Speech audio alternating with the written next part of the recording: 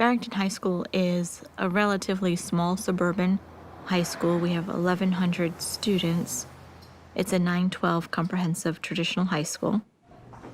Our demographics are largely higher SES. We don't have much diversity in terms of our student body.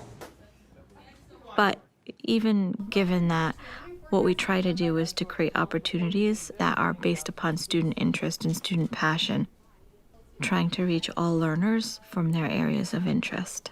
3, 2, 1. Good morning, BHS. Welcome to Sunrise. We're very student-centered in terms of our whole decisional process is around what's best for students. Also, the Gender Equality and Awareness Club will be showing the film He Named Me Malala at 6:30 p.m. on Thursday. I think that's why we're high-performing. There are similar districts with similar SES and similar student makeup. And, if you look at our OECD results, even when we compare ourselves just to those schools, we're still outperforming many of them. And I think it's because of that culture of an extreme professional community. We're working on deeper learning competencies and how we actively get those competencies in every single classroom. We also have been for the past few years working on technology integration into pedagogy and content. I would say that those are our major areas, but teachers can personalize within that. We knew we were a high-performing district, and we have been for a number of years. And it was really a push by the school committee and the superintendent saying, look, we know we do well in Rhode Island, but how do we do well beyond the borders of Rhode Island, and in this case, internationally? What was nice about the test, in addition to the academic piece, was it had that whole motivational survey. I think that was as valuable as the academic piece. So it kind of validated a lot of the things that we thought were happening in the school, but it brought it to that level, that international level that we had never seen before. I came in as an assistant principal under John Gray, who was a longtime principal, who was here for 29 years. I think it speaks to the district, the longevity of our administration, which I think helps in also enacting change. If you have people that are coming and going and very transient, I don't know that you're going to get the change as rapidly maybe or as readily as we do here. When we look at the students that had taken the test, the 15-year-olds, they're 9th and 10th graders for the most part. We only had those 9th graders just for a few months, so you really have to look to the middle school and what's happening from the district level to say, okay, one of the reasons we're doing so well isn't just for what we're doing at the high school, but it's what we're doing from a district level, K through 12. We had this opportunity to participate in the OECD, and we did. And we realized we did quite well in both area of literacy and numeracy. One thing that we learned from the results is our students are great technical readers, but they don't have a breadth of reading. And we realized, we can start this now. We can create a culture of readers at the middle school level. We came up with a campaign called Booked It, where every time that they read a book, the students have an opportunity to write a little synopsis about the book, a little book recommendation. They submit it and they get a certificate. In what ways are junior and/or other Native Americans still marginalized in part-time Indian in these 3 chapters? Another thing that we in the English department are focused on, based on our most recent OEC data, is the type of reading kids are doing, that we're striving to have deep and wide readers. We modified our summer reading program last year. We wanted kids reading something that they would be interested in because they wanted to read it. And then finally, any specific passages that you want to bring to bear? Remember, these roundtable discussions really lean on the text. For number 3, can I talk about the denseness about racism? Yes, but don't give it away. Okay. Yes, you can. Yes, you can. All right, so take some time. You're front-loading. You're thinking. You're getting ready. One of our goals is to move all our kids up to a level 4. We have quite a few, about 72% of our kids are levels 4, 5, and 6, but we want to see everyone reading that text with that level of complexity, that level of ability to parse out the finer details of it. 2 minutes, folks, 2 minutes, then we're going to dive in. They've already studied the Indian Removal Act of 1830, Trail of Tears. They've looked at Andrew Jackson's incredibly horrific speech about why it's a good idea.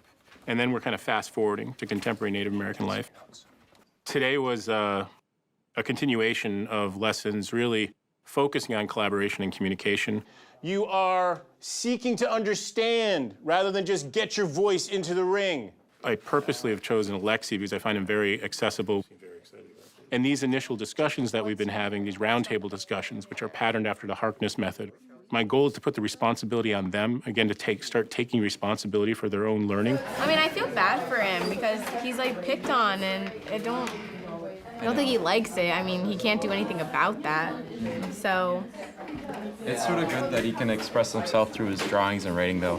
Seems like that's an important part of his character, how he expresses himself. He isn't bitter towards the world. He's more kind of makes fun of it in a way and acknowledges it. His cartoons were his way of communicating because he had a stutter and a lisp. And so, I don't know, I found that fascinating because you don't really find many people trying to communicate other than just verbally. And so, I don't know, I just found that fascinating that he communicates by his drawings and his art. That's how he expresses his feelings and whatnot. it's the best way to show his emotions and feelings because he said that everybody can understand the drill. Junior's maybe Native American, but he's sharing the same difficulties that we all have. And it's through that I get at the content mastery, but kind of hook them. I find that the essential questions are really an effective way for me to get into kids' minds and for their minds to get into text. Can I take this for a moment? Yeah. We have a great history of retaining great teachers. Okay, so that's the reflection part of it. Yep. So you have a reflection over the x-axis. Now, if you just reflected over the x-axis, wouldn't it end up here? What we thought was just we just made all the points negative over here. Okay. So we don't see very much teacher turnover. We provide 7 days of professional development a year to our teachers, in addition to the ability to take coursework and outside workshops. We've been, since 2002, focused on the tenets of professional learning community. So now the term fluid mosaic model, when you hear that, what do you think of? Polar, it would have to go through the channel, right? And then if it's non-polar, it could go through the phospholipid bilayer, right? But it also probably depends on the size of the molecule as well, because... Excellent. So size and polarity. Yeah. Correct. The students are just amazing. I've been fortunate. I call them my babies. This district, I'm allowed to be who I am. I tend to be a very maternal type teacher, and I'm able to do that here, which, makes it fun to come to work. The opposite of x, the opposite of y, what would that point become? Julia? 2, -1. 2, -1. You might not know exactly the correct answer, but what we're looking for is the way you guys went about solving it. What were you thinking when you tried to solve the problem? Would you guys consider that a translation? No. I work with students of different abilities by organizing my classroom correctly, having teams set up so that students can use not only me as a resource, but other students in the class. I do a lot of formative assessment work. So on a daily basis, I'm doing check-ins with my students. One piece that we saw from the OECD data was that our students were not seeing a connection to what they were learning in the classroom and how it applies to the real world. That was shocking to us. What we came to understand, they saw the classwork as an entry to college, and they didn't see the connection beyond that. A few years ago, when we went to the OECD conference and Monica Martinez was presenting on her work around deeper learning, what seemed to make sense to us is that our students weren't necessarily seeing those connections between school and life. And when we looked at the different schools that were being highlighted as modeling those competencies, we realized that they were very, very different, but they all held those competencies as their path. We're trying to model ourselves after Fab Labs, and they're popping up all over the country. This school is going into something very exciting. We're starting an I Create lab that will be staffed by students, run by students. Students will be involved in it without adult supervision. It's a risk, but you know what? This is what's happening now. If a student comes up and has an interest in something outside, and I feel there's rigor to it, and that they are excited about it, we go that way. I don't want to hold them back. And we'll sit down and we'll evaluate, where they're going, how fast they're going. And you find out when you give them the power, they'll learn. They take off. We teach them how to learn. So in cell division, what do you end up with in mitosis? 2 daughter cells, I guess. We have seen an increase in the number of students who are taking these courses that are rigorous and require a lot more investment on the student's part. We started with 3 sections of AP Biology, and this year we have 5 sections of the course.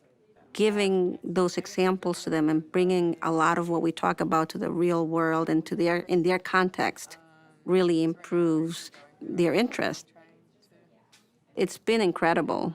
They really do believe they can do science. I did find the OECD more, I guess, enjoyable than some other tests that I've taken because it was different and because you didn't need to have like a lot of facts to memorize, or you weren't looking at like very specific mathematical or reading skills. Instead, you were looking at more, can I think about this question? Can I work my way through it? And a lot of the test was like a little bit formatted like a puzzle. And I think what it's showing is that the value has shifted. We want students who can think more logically on their feet, who can problem solve rather than memorize a list of facts, especially because now with the internet, like a lot of that stuff is very accessible to people. So it's more about what can you then do with that information. So welcome. How are we, guys? Doing all right today? You fired up? Dimitri, how's things going? I feel as though my teachers are extremely accessible to me. I feel like I have resources here at Barrington. And I feel like a lot of kids would feel similarly. Put your name down on what you're most interested in working with today.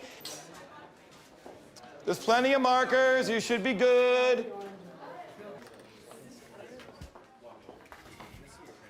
Probably 2 of the most important ways to get to deeper learning, I feel, is to have students be more invested in their own learning. So I've been trying to do a lot of things where students have more choice in terms of their learning and how they're going to learn. If it is necessary that I should fall on the battlefield for my country, I am ready. I have no misgivings about or lack of confidence in the cause in which I am engaged. And I suspicious that death is creeping behind me with this fatal dart, and communing with God, my country, and thee. I feel like he really thinks like he's gonna die, like he's not gonna survive or ever see them again. Like it's like his goodbye to them. Yeah. Mr. Pickford has been important in my career as a student. He has very high expectations for his students, which I think is really important. It kind of changed the way that I really thought about the world we live in now.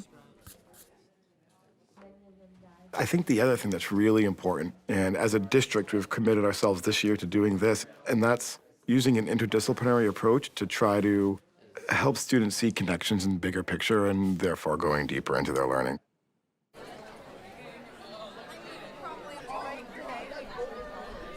On the OECD test, the student motivational piece of the survey, looking at the atmosphere of the school, it was very, very positive. I think over the years, I've seen a cultural shift for the positive. I think that has a lot to do with some of the clubs and activities we have in place. Before, I didn't pick up that the main theme was anti-bullying and uniting together against that cause. I just thought it was simply about being respectful, so something broader than that. So if we could kind of hone in on that specific message against bullying this year, that would be more helpful. Chain Reaction is a super popular club. They have a ton of members, and their leaders are really dedicated to ensuring that we, encourage kindness and reward kindness in our community. So I think more than anything, it's a symbol and a reflection of our community and our inclusive environment. Chain Reaction is an active group here at the high school, and the entire intent of their group is to promote positive relationships between students and teachers and the community. Maybe making posters that are some form of advertising that actually say what it's about instead of just like wear orange on Unity Day. Maybe we could do something that has information on it somebody could say like, oh, it's National Anti-Bullying Day and this is why we're putting it in our school. Like that would be probably interesting and more informational for people to read. With that, a lot more people would like understand it and want to get involved. Yeah. I think that the biggest way that Barrington High School will prepare me for life is that it's given me the opportunity and the freedom to go after what I want and get it. And I think that's a huge thing because 15-year-olds, 16-year-olds don't have the opportunity to just start programs. But Barrington High School has given me such freedom to go after those things and to learn from my mistakes and kind of experiment in the role of a leader. I tell my students that most of the careers you guys are going to be going into don't exist right now. It's just a wide-out world out there. They're ready to go. They're ready to aim and shoot and hit the target. But they need to know what it looks like. And then I need to be able to give them, we need to be able to give them the tools, the scaffolding to allow them to hit it and succeed and move on and live their lives. We really never just rested on our laurels. We were always looking to say, okay, what are the current changes? What are the new methodologies and strategies in education that we need to move towards to get us to that next level? And I think that makes us, I don't think it makes us unique. I just think that helps us determine what our next steps will be and what they need to be. Being successful in life is really being able to work with other people and create and collaborate. It's our job to prepare students for the life that will exist when they are ready to leave. And it's exciting.